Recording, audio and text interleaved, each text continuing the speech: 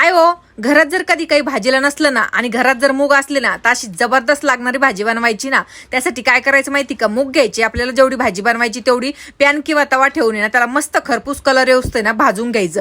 नंतर लगेच त्याला कुकरमध्ये टाकायचं, पाणी टाकायचं आणि त्याला 1-2 पाण्याने धुवून घ्यायचं बरं का, म्हणजे सगळा कचरा काही असेल तो निघला जातो.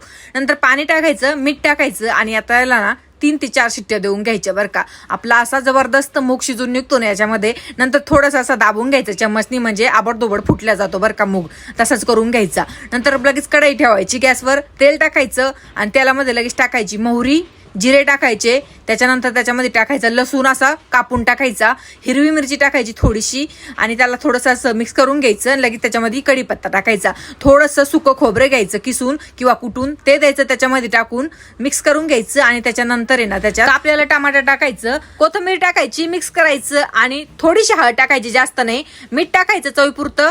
पहिल्यांदा पण मीठ टाकले त्याच्यामुळे ह्यावेळेस विचार करून टाकायचं. आणि नंतर लगेच त्याच्यात आहे ना शिजलेला मूग टाकून द्यायचा आणि थोडंसं आहे ना भाजलेलं शेंगदाण्याचं कूट टाकायचं.